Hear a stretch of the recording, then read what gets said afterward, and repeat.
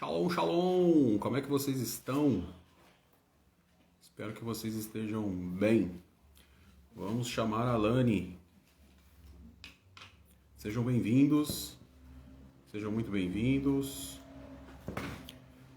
Vamos esperar mais um minutinho e a gente começa a nossa live de hoje. A última live sobre Ruth. O último capítulo de Ruth. Sejam muito bem-vindos. Todos que estão chegando agora. Shalom, shalom. A Lani entrou, deixa eu convidar ela. Sejam muito bem-vindos, aqueles que estão chegando agora. Adeus.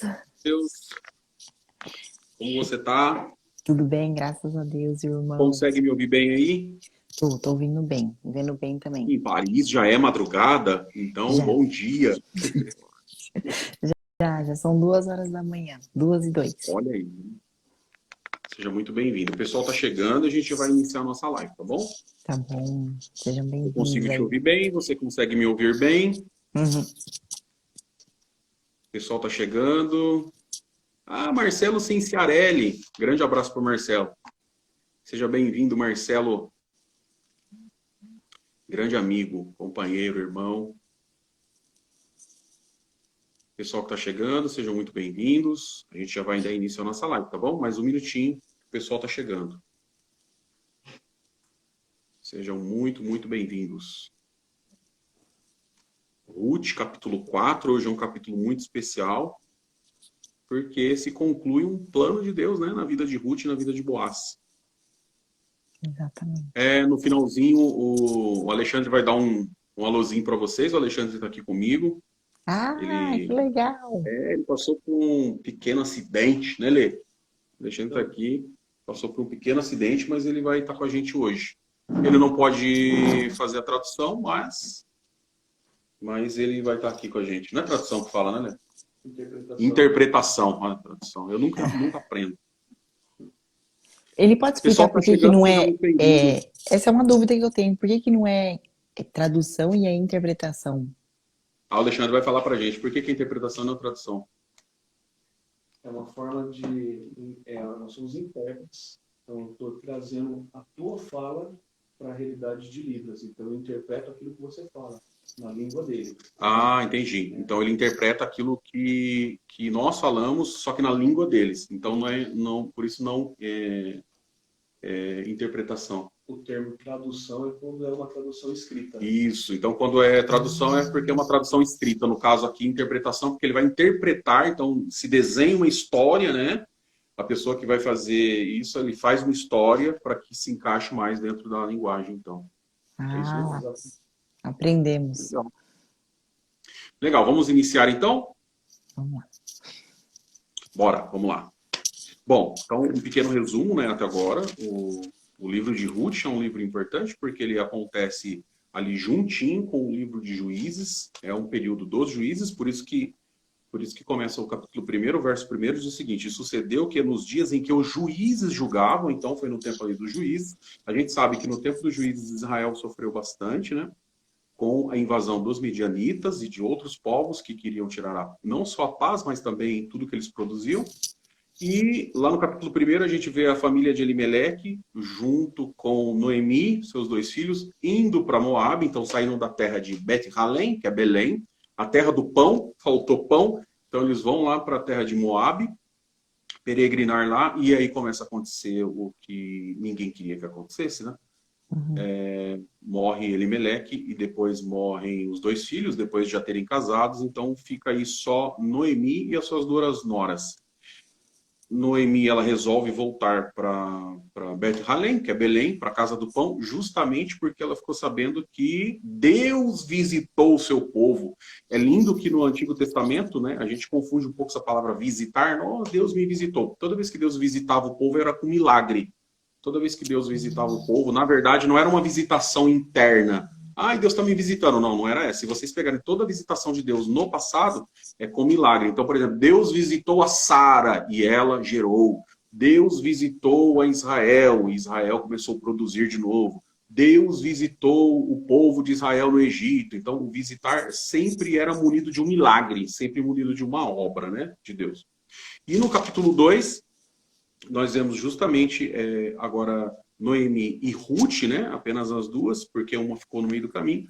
Então, Noemi e Ruth agora chegam em Beth-Leém e Ruth ganha esse conselho de rabiscar as espigas.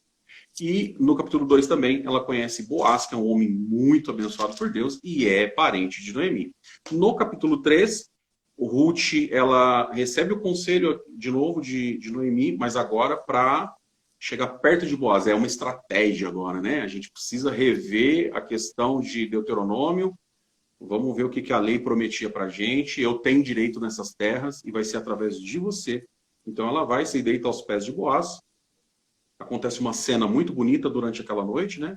Um não conhece o outro como homem e mulher, mas ele tem um grande respeito por ela, apesar de ser mais velho que ela. Ela entende esse respeito, os dois terminam numa conversa ali e Boaz diz, eu quero assumir você, porém eu vou fazer tudo segundo a lei de Israel, né? Tudo conforme está escrito lá em Deuteronômio. Tem uma pessoa na minha frente, essa pessoa deveria te assumir, mas eu vou entrar aí nessa briga agora. A partir de agora é comigo, né? Então eles deixam muito bem combinado isso daí, bem acertado, e Boaz agora vai fazer a parte dele. Vamos ver como vai se desenrolar essa história, como que vai ficar o fim dessa história.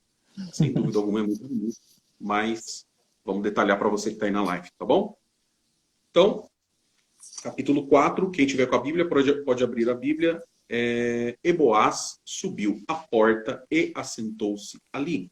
E eis que o remidor que Boaz tinha falado ia passando e disse-lhe, ô fulano, desvia-te para cá, vem para cá, assenta-te aqui.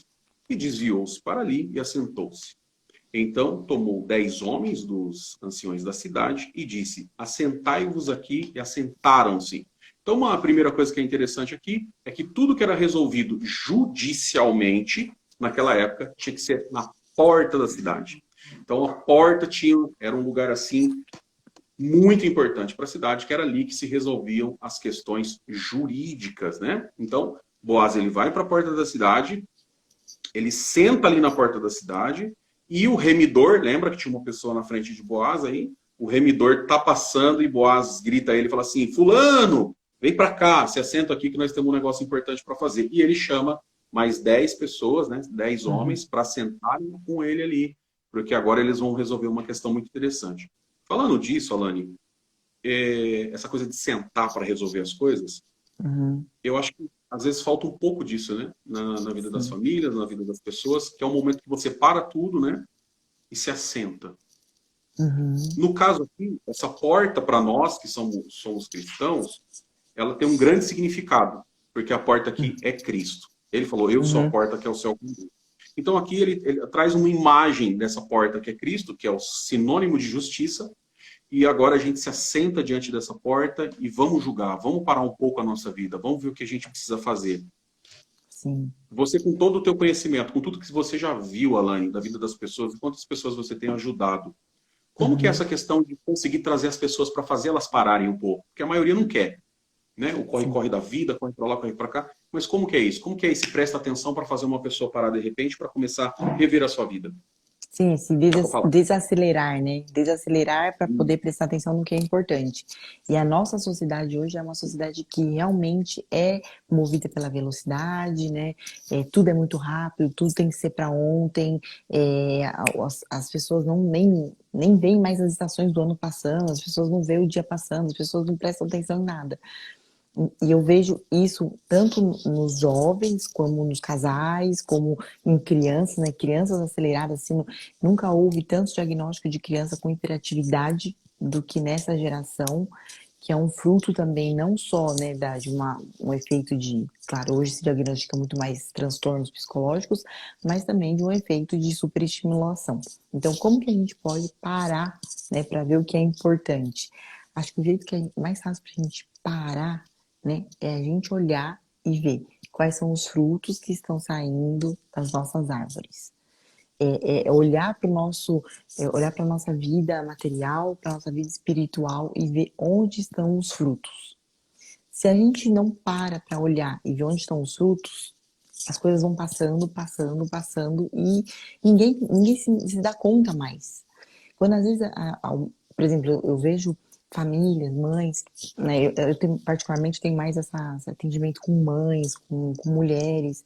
E muitas das vezes elas reclamam, por exemplo, da questão familiar conjugal, com o marido, que o marido não conversa, né? Não tem mais aquela coisa de parar, de conversar, de ter um tempo só pro casal, ou mesmo as mães que não têm mais paciência de escutar os filhos não querem falar com as mães, eles preferem ficar lá dentro, né? No tablet, na televisão, pouco importa, mas fica ali, ninguém para. Quando você vê o seu filho cresceu, quando você vê o casamento já não tem mais diálogo, quando você vê no seu emprego tudo, você foi mandado embora sem nem entender o motivo, porque não para ver o fruto do que você está plantando, o fruto da sua vida em todos os aspectos, né? Não só de material no sentido, né, de comer mesmo espiritual, né? Às vezes a gente, por exemplo, tem gente que tem dificuldade para orar. Ou, não, vamos pegar da ler a Bíblia, né? Tem gente que tem dificuldade para ler a Bíblia. Mas quantos minutos ela passa por dia lendo a Bíblia? Não consegue. Aí quer criar um hábito, sendo que não consegue passar 5, 10 minutos fazendo. Tem casais que passam dias sem se falar, nossa, sem orar juntos, sem ter diálogo. E o interessante que você falou e o que a gente acabou de ler, né? Talvez essa questão de parar também no lugar certo, né? Não parar de qualquer forma, mas parar de frente com a porta, né? Parar de frente com a justiça. Talvez essa seja o grande aprendizado desses primeiros versos, né? Parar, mas parar diante da porta que é Cristo, diante da justiça. Não é porque tem gente que para e de repente para no lugar errado, né? Então ele para na depressão, ele para na angústia, ele para de fazer as coisas. Então ele parou no lugar errado. E de repente parar diante da porta um pouco, né? E ter pessoas que possam te apoiar. No caso aqui, Boaz trouxe 10 com ele, né? 10 pessoas para ouvirem e serem testemunhas do que ele queria fazer, né? Sim. E parar segundo um modelo, né? Porque às vezes a gente para e aí você quer ter, como ele precisou de 10 pessoas para ajudar, mas a gente parar para ter um modelo. E quem é o nosso modelo? Perfeito. Perfeito. Vamos seguir? Vamos. Então disse ao remidor, aquela parte da terra que foi de Elimeleque, nosso irmão, Noemi, que tornou da terra dos Moabitas, a vendeu. E disse eu, manifestá-lo-ei em teus ouvidos, dizendo, toma diante dos habitantes e diante dos anciões do meu povo, se hás de redimir, redime-a. E se não houver de redimir, declara-mo para que eu saiba, pois outro não há senão tu que a redima. E eu depois de ti. Então disse ele, eu a redimirei. Disse, porém, Boaz, no dia em que tomares a terra da mão de Noemi, também tomarás da mão de Rute, a Moabita, mulher de defunto, para suscitar o nome do defunto sobre a sua herdade. Então disse o remidor, para mim não poderei redimir, para que não dane a minha herdade. Redime tu a minha remissão para ti, para que porque eu não a poderei redimir. Havia, pois, já de muito tempo, este costume em Israel, quando a remissão e contrato para confirmar todo o negócio, que o homem descalçava o sapato e o dava ao seu próximo. E isto era por testemunho em Israel. Olha que documento interessante isso aqui. Então, vamos lá, começa a negociação, né? Começou uma negociação e o remidor, que estava na frente de Boaz, que era a pessoa responsável, então, por tomar conta, então, de Ruth e Noemi, estava tudo certo até falar de Noemi. Então, estava tudo dentro da família, estava tudo tranquilo, e de repente, Boaz fala, e aí, você vai redimir? Ele falou, não, para mim, tudo tranquilo, vamos tocar para frente. Ele falou, só que tem uma coisa, só tem uma coisa aí. Se você for redimir, você vai ficar responsável por Noemi e você vai ficar responsável por Ruth, a Moabita. Ela não é israelita, ela é Moabita. Tá bom para você? Ele falou, agora complicou, porque eu não sei quem que é essa mulher. Sim. E tem que ser, esse negócio tem que ser feito agora. E agora? Como é que fica? Ele falou, então, para não complicar a minha herdade, as coisas que eu tenho, que agora são 2 mulheres, e eu não sei da história dessas mulheres, de uma eu sei, mas da outra eu não sei. Então eu tô achando melhor o seguinte, rapaz, tô pensando aqui, eu acho que é melhor você redimir, não eu. Passa na frente. Porque eu tô sentindo que tem problema aí, né? E vai saber o tom que Boaz usou, né? Porque Boaz, ele amava Ruth já. Então ele pensou assim, o que eu combinei com essa mulher, eu vou tentar fazer o máximo para dar certo. Ele falou, então é o seguinte, ó, pensando bem, redime você.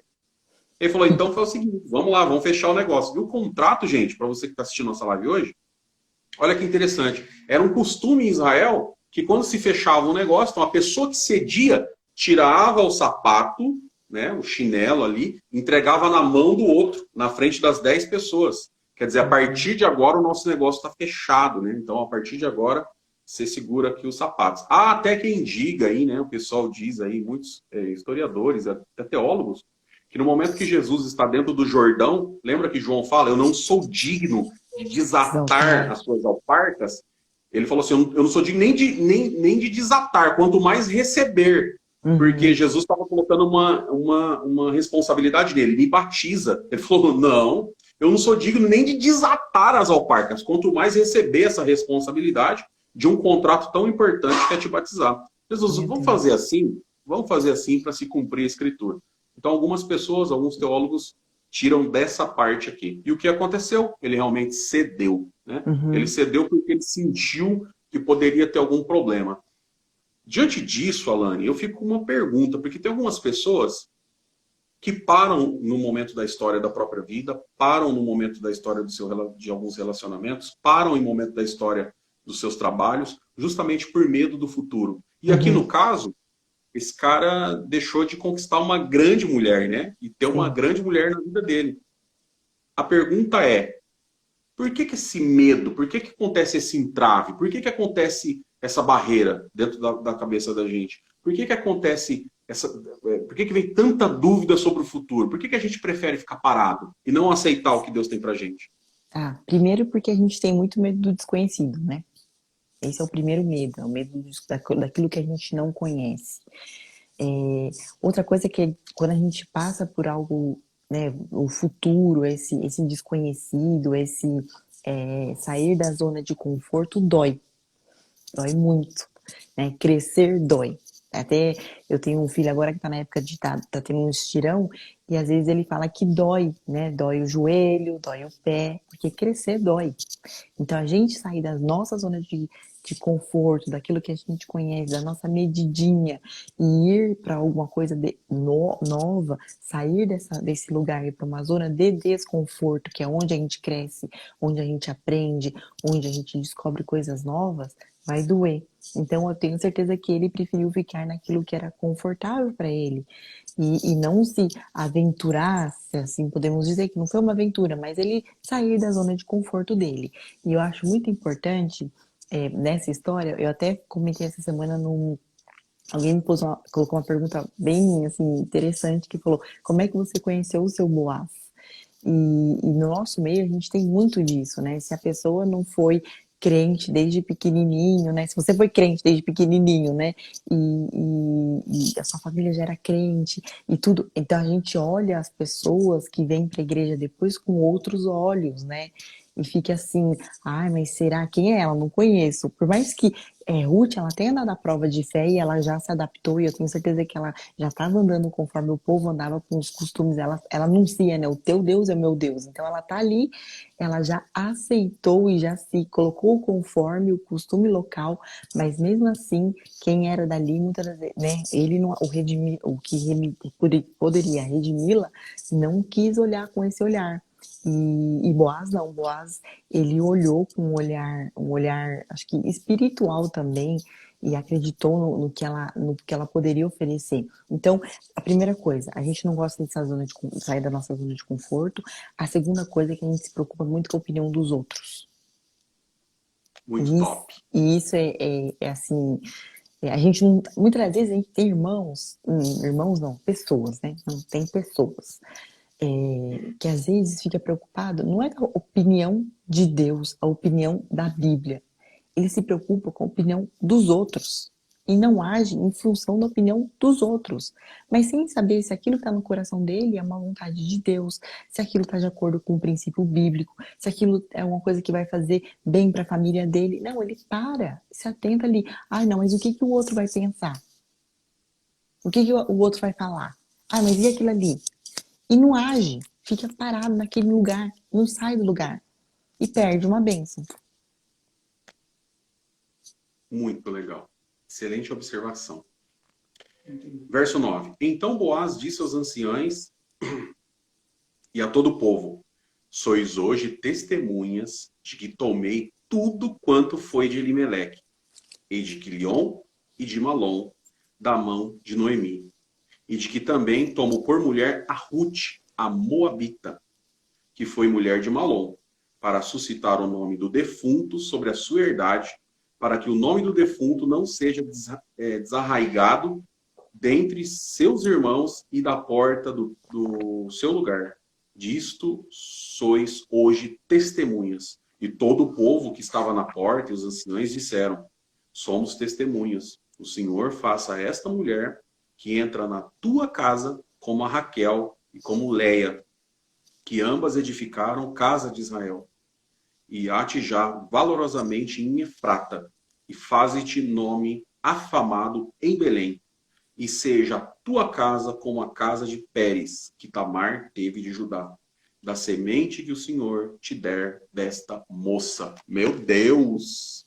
Então, é lindo aqui, né? Porque ele só recebeu palavras de bênçãos, né? Palavras que realmente alegravam o coração dele. Algumas comparações, né, com Ruth, que não estava ali, gente. Olha, diga-se de passagem que Ruth não estava ali naquele momento. Só estava um grupo de homens decidindo o futuro de Ruth. Decidindo o que ia acontecer com a vida dela, né? Então, como ela fez tudo tranquilo e tudo certo, e ela estava tranquila, sabendo que aquele homem, que o nome significa rapidez, olha que interessante, né? Boaz significa rapidez. E ele não pensou duas vezes. Ele terminou a conversa com Ruth, já foi para a porta da cidade, ou seja, é uma pessoa que ele quer resolver as coisas rápido, né? De forma rápida. Então ele já vem então com essa carga enorme de bênção, né? Que as pessoas estão, os anciãos e esses 10 homens que estavam lá, estão proferindo sobre a vida dele, comparando Ruth a Leia, comparando Ruth a Raquel, que suscitaram o povo de Israel, né? Que foram as grandes representantes aí do povo de Israel. E depois uma coisa interessante que ele vai lá e compara, né? E seja a tua casa como a casa de Pérez, que Tamar teve de Judá. Ou seja, para quem conhece a história de Tamar, né? Ela foi muito inteligente justamente porque o contexto da vida de Tamar aconteceu exatamente o que está acontecendo aqui na vida de Ruth, né? O esposo morre e ela não tem ninguém para suscitar o nome. Mas, de uma hora para outra, as coisas acontecem. Deus cria um caminho na vida dessa mulher que faz uma coisa fantástica, né? E muito estratégica também. Olha quantas mulheres estratégicas a gente tem aqui, né? De uma forma muito estratégica, ela tem um filho, o nome é Pérez, e Deus, de alguma forma, suscita uma bênção muito grande na vida dessa mulher. Com tudo isso, Alane, que aconteceu aqui, toda a bênção que foi proferida para a vida dele, ele estando diante da porta que é Cristo, ele fazendo da maneira certa, a gente vê que o que ele plantou foi uma semente boa, uma semente louvável, e a partir desse momento ele começa a colher frutos. Então, eu imagino o coração de Boaz, né? A alegria de Boaz. Fala um pouco disso, né? Você que fala com tantas pessoas, que fala sobre a vida de tantas pessoas aí, que ajuda tantas pessoas, ouve, né, a vida de tantas pessoas. Como que é depois que você rompe essa barreira? Como que é depois que você descobre a verdadeira felicidade por uma atitude correta que você tomou? Sim, embora seja, né, eu falei no começo, parece muito doloroso, parece que é arriscado, a gente fica com aquela insegurança que é normal. Mas uma vez que você tem um pequeno resultado, né, que no caso dele foi um grande resultado, ele agiu e teve resultados e foi abençoado.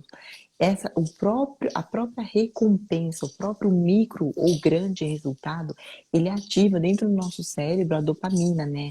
É o hormônio da recompensa. Então, quando a gente faz algo que, embora possa, no primeiro momento, parecer dolorido, arriscado, mas que a gente tem um resultado, aquilo ali alimenta o nosso cérebro e ele fala, tá bom, eu vou continuar e vou... Aquilo ali alimenta um ciclo bom. Às vezes tem gente que fala assim, ai, tô com depressão, tô deprimida, né? Porque depressão é um transtorno, uma doença, mas tem muita gente que fala, tô deprimida, falando que tá com depressão. Então a gente tá deprimido. E aí a pessoa não consegue fazer nada de diferente. Ela não consegue dar um passo diferente do que ela já está acostumada. Mas a partir do momento que ela consegue fazer alguma coisa de diferente, romper essa zona né, romper a zona de conforto, se arriscar, ainda que seja pequeno, ela obtém um pequeno resultado, aquilo ali já vai liberar dopamina e a pessoa vai se movimentando num sentido bom, de ter energia boa, de ter emoções boas, de ter hormônios bons, e ela consegue avançar pouco a pouco. Às vezes eu falo, tem gente que fala assim, eu procrastino, e isso a pandemia trouxe muito, né? Eu procrastino muito. Aí eu falo assim, como é que você fica em casa? Você fica em casa de pijama ou você acorda e já se troca? Ah, não, eu fico de pijama. Então, só o fato de você ficar o dia inteiro de pijama, o seu cérebro está no modo que domingão, né? Para aqueles que são jovens, né? Domingão, vou ficar até mais tarde na cama, não vou fazer nada. Fica assim. Aí você fala assim, não, eu vou me trocar. Vou me trocar, colocar uma roupa como se eu fosse trabalhar, como se eu fosse sair, estar bem em casa. Fora que isso é um respeito pela própria casa. Muitas vezes a gente quer ir bonito na igreja, a gente quer ir bonito no trabalho, e dentro de casa a gente fica de qualquer jeito. Mas quem são as pessoas mais importantes da nossa vida? Não são os nossos familiares? Não são os nossos filhos, nosso marido, nossos pais? Pouco importa, né?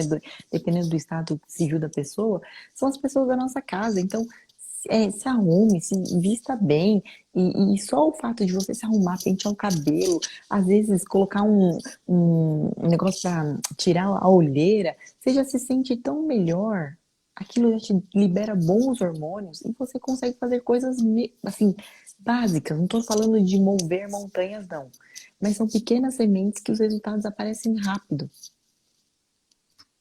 Nossa, muito top. Muito legal. Ainda mais, né, no contexto que a gente está vendo, né? Nós temos um grande exemplo, né, de Noemi, que ficou essa mulher de domingão, né, sentada, eu vou sair daqui, minha vida vai ser assim, né? Não é isso que eu quero para minha vida e vou ficar aqui, pronto, acabou. E a gente vê pelo outro lado, né, Ruth fazendo completamente contrário, né? Então ela vai para cima, Ruth vai para cima, Ruth quer ver as coisas acontecerem, ela é proativa, né? Enquanto uma fica procrastinando. Enquanto uma fica lá tentando enrolar para ver o que vai dar, uma vai para cima, uma corre, uma quer resolver as coisas, e as coisas começam realmente a acontecer na vida dela. Sem dúvida alguma, é um grande exemplo para nós, né? Para todos nós. Algumas pessoas ficam só esperando, ai, Deus vai resolver para mim, né? E de repente ele não vai lá e não bate na porta, não corre, não faz o que ele precisa fazer, né? E sem dúvida alguma é uma grande lição. Isso é uma coisa que a gente confunde muito, né? A gente sempre fala assim, ai, Deus vai preparar. Ai, Deus vai preparar isso, Deus vai me abençoar e Deus vai me dar, Deus vai trazer na minha mão, né? Às vezes a gente até escuta na exortação da palavra, Deus vai trazer na sua mão o que é seu. Aí a pessoa fica esperando. Só que a gente, né, lá no começo, lá no princípio, Deus deu tudo pro homem o que ele precisava. Ele falou assim, vai lá e dominar sobre todas as coisas, todos os animais que existem, sobre a natureza, domina sobre tudo. Ele criou tudo primeiro e depois ele falou, vai lá, só multiplica, né? Vocês vão se multiplicar, mas vocês só têm que... E vocês dominem sobre as coisas. Então, Deus nos deu essa porção de domínio para nós dominarmos. Não é para dominar e virar ditador, né, gente? Porque às vezes vocês escutam dominar, já pensa que assim, tem que ser ditatorial. Não. Mas Deus nos deu essa porção de nós governarmos, da gente pegar nossas coisas e fazer. Não ficar esperando as coisas caírem do céu, né? Porque no tempo que foi preciso, foi um tempo do deserto. No deserto, a comida veio do céu. Da hora que já são na Terra Prometida, não precisam mais as coisas caírem do céu. E às vezes tem gente que gosta de ficar no deserto para sempre. Não quer sair do deserto. Quer ficar esperando tudo cair do céu. E uma coisa que as pessoas não entendem muito bem é sobre a palavra fé, né? E a fé, ela é ação. A fé Uhum. exige que tenha ação, né? Sim. Então, você tem fé? Então vai lá. Você tem fé? Tem. Então faz alguma coisa. Então, Sim. Pedro, você tem fé para vir aqui até mim? Jesus falando em cima do mar. Tem. Então, haja. Venha. Uhum. Tem que agir. Vem, vem. Então vem. Faça a sua parte. Então, para multiplicar pão, o que vocês têm? Tem 5 pão e 2 peixes. Beleza, então me dá. Faça isso. Traga até Uhum. mim. Mostre Uhum. que você realmente tem fé. É a questão da ação mesmo, né? E como está escrito lá em Romanos, o justo viverá pela fé, ou da fé, da sua ação, daquilo que você Sim. se esforça para fazer, né? E foi o que aconteceu aqui na vida de Ruth e Uhum. também de Boaz. Porque Ruth fez a parte dela, Boaz vem e faz a dele, né? Ele vai Uhum. para a porta da cidade e fala, já que a gente combinou, deixa comigo que eu vou fazer a minha parte agora. E ele conseguiu. Até porque o nome rapidez, né? Boaz significa rapidez. Então ele foi com muita rapidez e ele conseguiu resolver o problema e ele ganha uma chuva de bênção aqui, né? Todos os moços aqui, os 10 homens, vão falando, olha, que Deus abençoe, que a sua vida seja uma vida feliz com essa mulher, enfim. Foi uma alegria. Verso 13 diz o seguinte: assim tomou Boaz a Ruth, e ela lhe foi por mulher. E ele entrou a ela, e o Senhor lhe deu conceição, e teve um filho. Ou seja, eles se casaram, né? E tiveram uma lua de mel aqui, e ela teve a conceição. Quer dizer, ela gerou uma criança. Então as mulheres disseram a Noemi: bendito seja o Senhor, que não deixou hoje de te dar remidor, e seja o seu nome afamado em Israel. Não só em Israel, mas como em todo o planeta, né? Essa história está em todas as Bíblias do mundo, e essa mulher, sem dúvida, virou uma mulher muito famosa. Ele te será recreador da alma e conservarás a tua velhice, pois tua nora, que te ama, olha que lindo, né? Olha que detalhe lindo. Uhum. Pois Uhum. tua nora, que te ama, eu acho muito bonito esse detalhe, o teve, e ela te é melhor do que 7 filhos. Então imagina, né? A alegria de Noemi ter uma nora dessa que é melhor do que 7 filhos, né? Meu E Deus. Noemi tomou o seu filho e o pôs no seu regaço, no seu colo, assim, perto da sua perna ali, né? E foi Uhum. sua ama, quer dizer, ainda cuidou, né? Do Do bebezinho. neto. Olha que alegria. Cuidou do netinho. E as vizinhas lhe deram um nome dizendo a Noemi, dizendo: a Noemi nasceu um filho e chamaram o seu nome Obed. Este é o pai de Jessé, pai de Davi. Obed significa servo. Olha que interessante, né? Obed significa servo. Este Uau. é pai de Jessé, ou aquele que serve ao Criador. Todos também, né, com esse nome. Um é servo, outro que serve o Criador, ou aqueles que servem, né? E o interessante é que Noemi, então, ela segura esse menininho, netinho, que se chama Obed. Obed vai gerar Jessé, depois ele cresce, casa, gera Jessé, e Jessé gera Davi. Olha que interessante. E da descendência de Davi vem o Senhor Jesus. Então é lindo demais essa história, né? É linda, uma história muito, muito bonita, que começa aparentemente parecendo que vai ser uma desgraça enorme, né? Porque começam a morrer as pessoas e de repente Deus dá uma virada na vida deles através do esforço e da fé dessas duas pessoas, de Boaz e de Ruth, e de Noemi também por ajudar, né? Dizer vai lá e faz isso, pela toda a experiência que ela teve, e de repente a vida dessas pessoas mudam. E para você que tá vendo essa live hoje, para você que vai ver essa live depois, né? Tem aqui uma grande algo muito marcante, né? Um grande ensino para a nossa vida. Tem hora que parece que está tudo perdido, tem hora que parece que não vai ter mais jeito, e de repente as coisas começam a fruir, Deus aparece de alguma forma e dá essa virada espetacular, né? Que é uma virada assim de deixar qualquer um de boca aberta, né? Uhum. Alane, fala um pouco disso, explica um pouco disso para as pessoas, porque é o que eu sempre digo, né? E vou sempre ficar repetindo. Você trabalha com pessoas, você trabalha com mulheres, você trabalha com mulheres que precisam de ajuda, com famílias que precisam de ajuda. E esse aqui é um exemplo de uma grande família, né? Que tinha Uhum. tudo para dar errado e no final a gente vê uma história tão linda como essa se encerrando de forma tão bonita. Fala um Uhum. pouco pra gente. Acho que o que mais me marca, assim, que eu vejo nessa história, é que eles andaram muito princípios, né? Embora tenha amargura, embora tenha essa tristeza, embora tenha dúvida, né? Tenha todas essas coisas que acontecem no meio do caminho, mesmo a história, imaginamos que na hora que ele falou, mas tem um remidor, se o remidor quiser ficar com ela, né? Ter todos esses contextos que são naturais da vida, né? De todo mundo, são circunstâncias da vida, eles andam muito pelos princípios, né? Eles andam respeitando as regras, respeitando as leis, respeitando o costume local, essa adaptação. Tudo isso é feito de uma maneira que você vê a vida tá regrada. Embora as dificuldades apareçam, eles têm um norte, né? Eles têm um princípio que vai ali, é como se fosse a linha do trem, né? Eles vão andar naquele princípio. Embora venham os ventos, embora venham as dificuldades, eles vão andando naquele princípio. E aí, fica nisso, porque muitas vezes, né, muitos casais têm conflitos, irmão Anderson, porque eles não respeitam alguns princípios básicos de respeito, assim, de ter um como confidente do outro, de ver aquela pessoa como você amar aquela pessoa e você servir aquela pessoa. Aí pra cima, alguém fez algum comentário a respeito de incompatibilidade de gênero, né? Não é gênero, né, gente? De gênio, que de gênero é outra coisa. Gênero é mulher e homem, é de gênio. E o que acontece, Anderson, eu vejo muitas vezes, quando fala que assim, esse casal tá com um problema. Por que tá com problema? Porque eles têm visões diferentes. Eles querem chegar em lugares diferentes. Ruth e Boaz, eles queriam chegar no mesmo lugar, eles queriam se casar, eles viram ali que tinham pontos de interesse, eles queriam chegar no mesmo lugar, eles queriam construir uma família, eles queriam ter filhos, ele quis levantar justamente o nome, né? Então a descendência, ele fala logo, eu quero levantar a descendência, então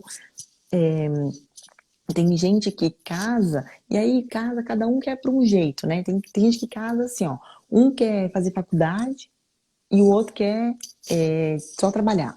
Ou um quer, fala, não, quero fazer faculdade, quero ter um posto de um emprego bom, quero ir para o exterior, quero viajar. E a pessoa quer ficar do lado da casa da mãe dela, não quer sair de lá para nada.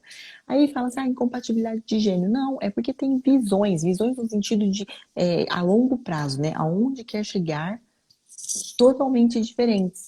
Fazem a coisa certa, que é casar, mas pelo motivo errado. Porque aí cada um quer ir para um jeito. E aí eles acham assim, ó, não, agora o namoro tá assim, mas quando casar vai dar certo. O irmão, né, deve ter muita experiência nesse assunto. Eu devo ser um bebezinho na experiência que o mundo deve ter escutado.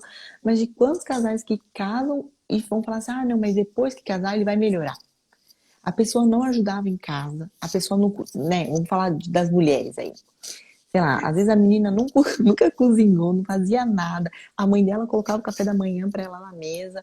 Ela não sabia colocar uma roupa para lavar. Ela não sabia fazer nada. Aí casa. Aí chega assim, fica desesperado. O menino, a mãe dele, deixava a roupinha dele pronta quando ele acordava.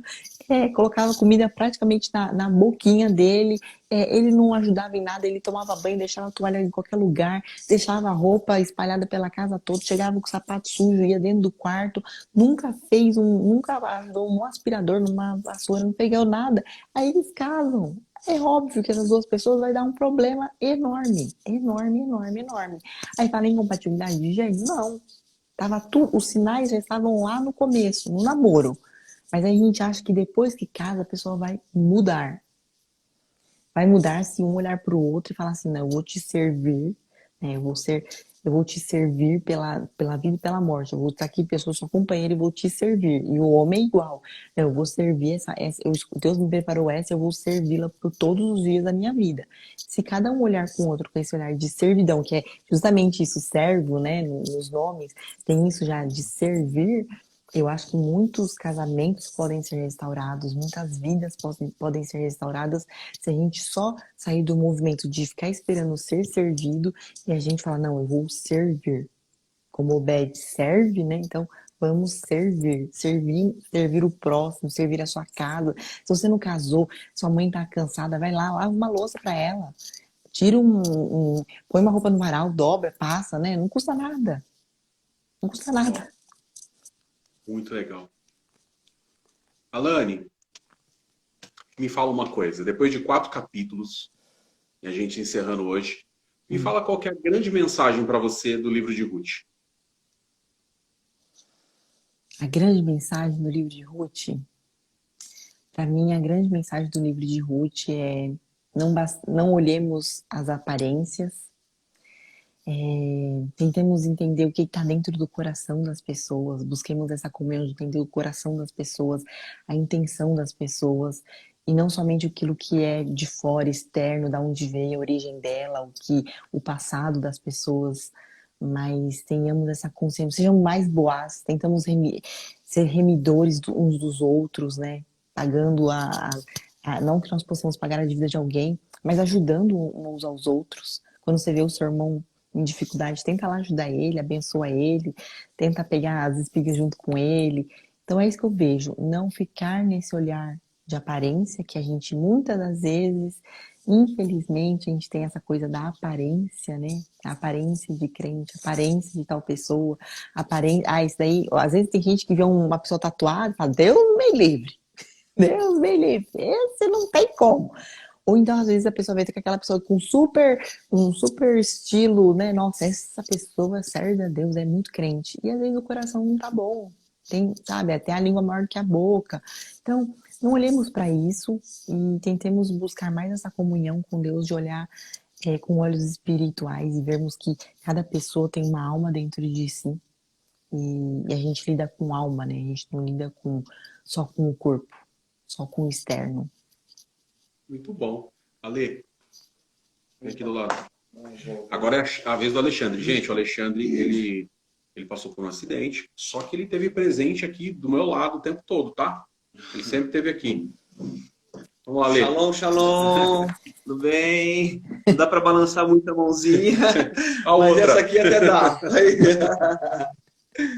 Tudo bem com vocês aí, presenciais, vendo essa live? Não dá muito para poder fazer os sinais, tá bom? Mas tenho acompanhado.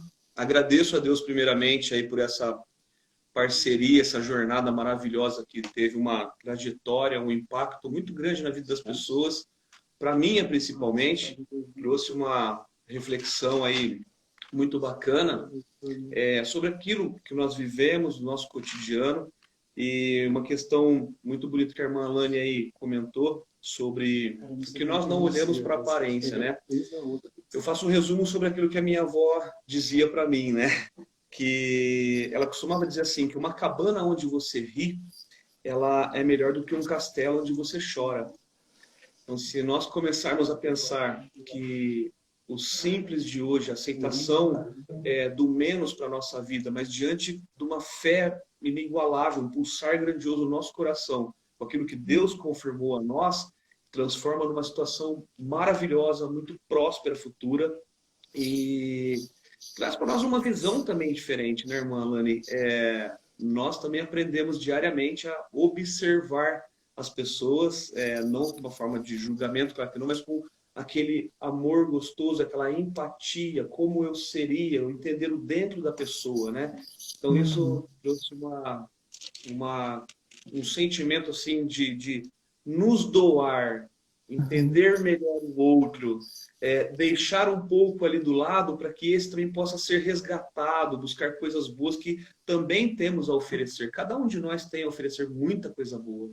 E espero que essa live aí, essa jornada, tenha causado esse impacto na vida das pessoas. Peço perdão pelo capítulo 3 e capítulo 4 não ter interpretado, depois eu vou dar um feedback aí para os surdos, me perdoem, olha que situação, mas Deus sabe todas as coisas. Logo vamos estar aí restaurado, né? Conto o coração de cada um de vocês. Agradeço ao meu amigo, parceiro, irmão. Esse aqui é um cara do peito mesmo, viu?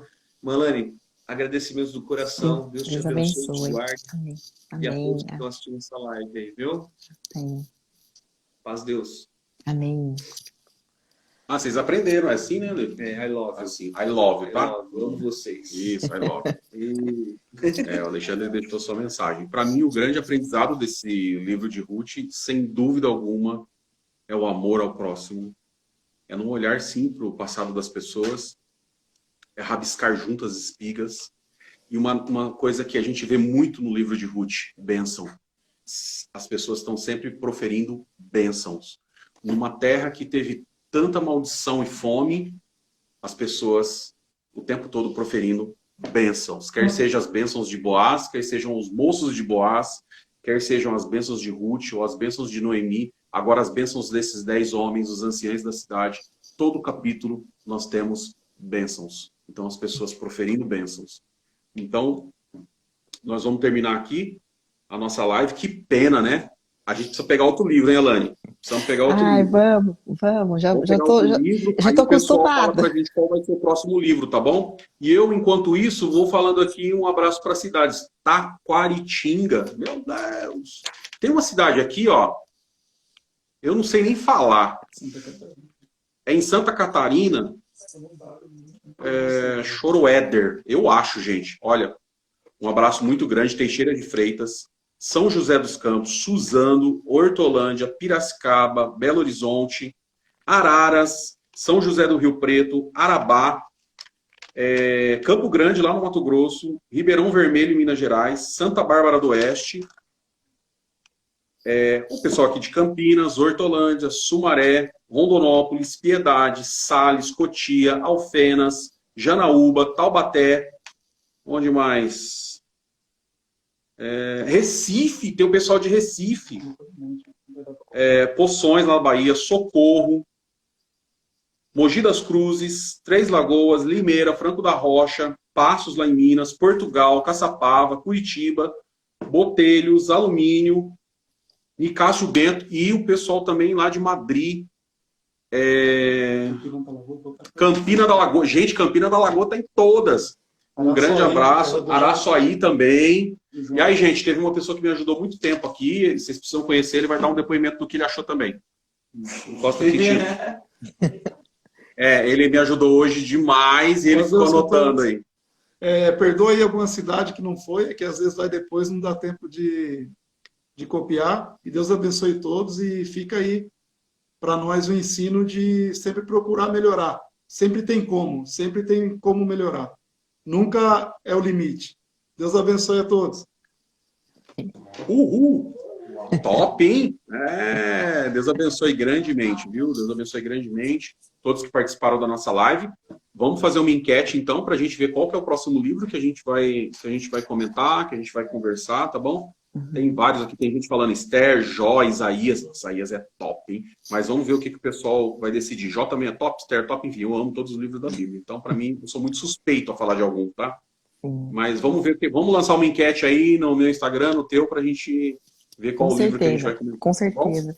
Irmão Anderson, eu tô aqui, né, como diz o coração, tá ardendo para falar um negocinho. Essa semana... Prega. Não prego, não. Essa semana eu acho que eu cheguei a comentar como que eu vejo, né, assim, como nós somos, que nós somos completamente diferentes uns dos outros.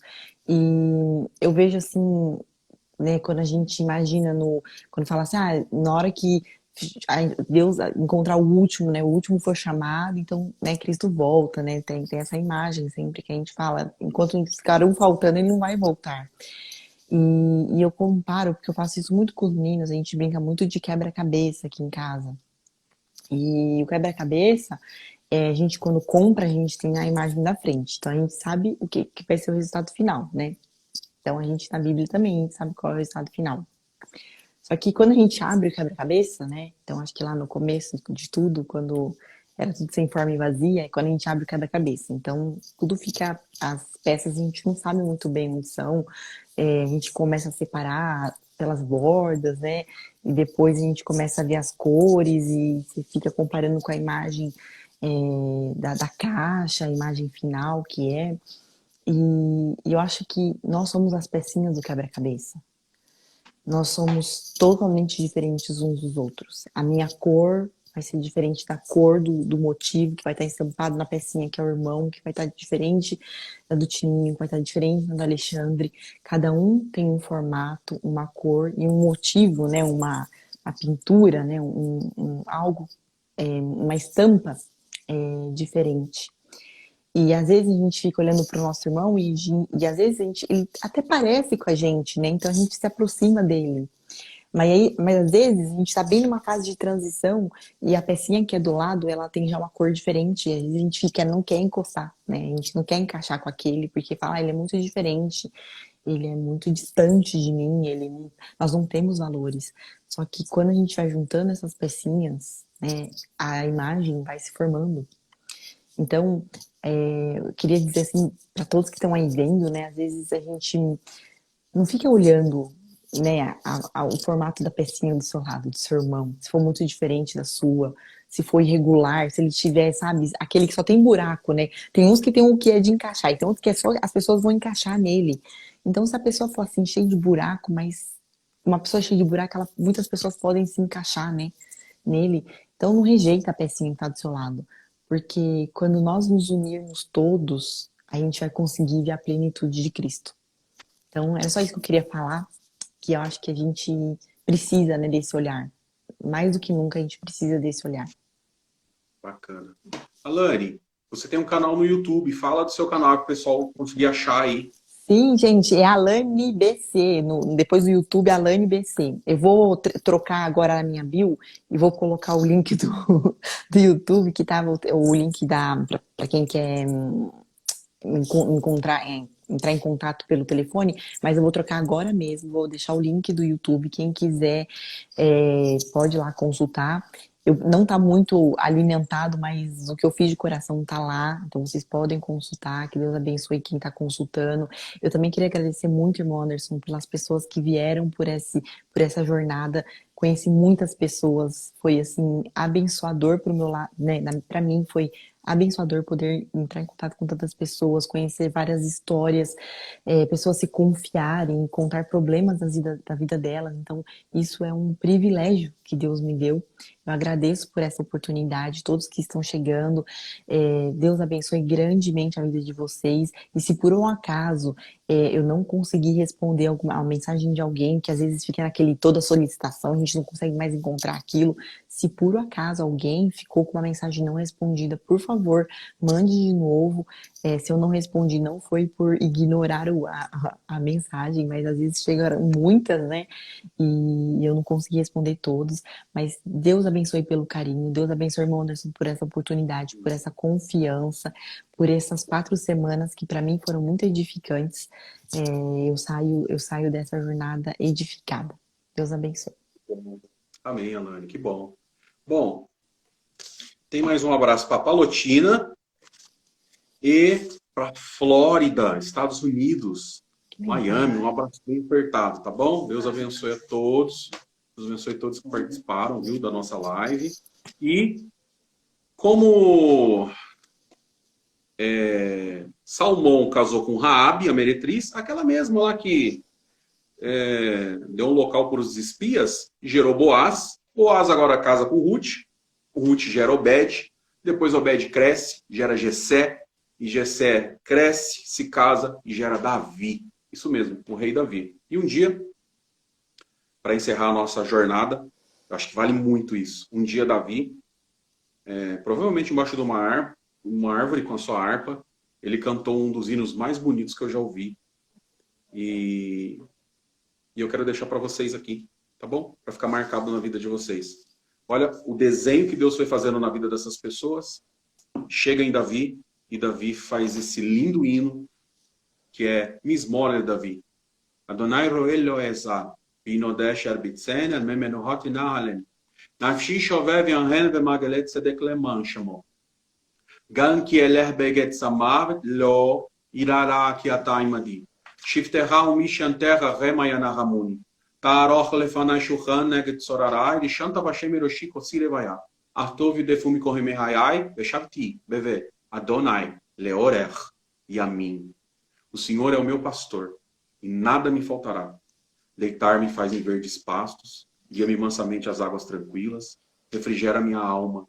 Guia-me pelas veredas da justiça por amor do teu nome. Ainda que eu andasse pelo vale da sombra da morte, eu não temeria mal algum, porque tu estás comigo. A tua vara e o teu cajado me consolam. Prepara uma mesa perante mim na presença dos meus inimigos. Unge a minha cabeça com óleo. O meu cálice transborda. Certamente que a bondade e a misericórdia me seguirão todos os dias da minha vida. e eu habitarei na casa do Senhor por longos dias. Que essa palavra se encaixe na tua vida, que essa palavra te dê um pouco de esperança, que essa palavra, não só Ruth, mas também o Salmo 23, possa fazer toda a diferença na vida de todos que participaram dessa live. Deus abençoe vocês grandemente, do fundo do meu coração e do fundo da minha alma. Para você, Alane, que é mamãe, e para todas as mamães que participaram da nossa live, um beijo no coração, feliz Dia das Mães, Deus abençoe grandemente, um abraço grande no Fê e nos meninos, Alane. Tá bom, faz Deus o abençoe. mesmo. Deus Tamo abençoe. junto. Vamos fazer a enquete e Vamos. vamos ver o que o povo vai querer, tá bom? Tá bom, vamos sim, eu topo. Deus abençoe. Joia, ó, todas as nossas lives estão salvas, tá? Então, quem quiser estar participando hoje pela primeira vez, tem a partir do capítulo 1º. Vai lá, e eu vou salvar essa daqui também, tá bom? Manda aí para as pessoas que vocês acham que precisa. E foi um prazer enorme estar com vocês. De coração, como dizia Moisés, e evarregado na Idesh Merreca. Deus abençoe vocês e guarde muito. Uma semana de muita Amém. paz, muita alegria. Deus abençoe. Deus abençoe. Amém.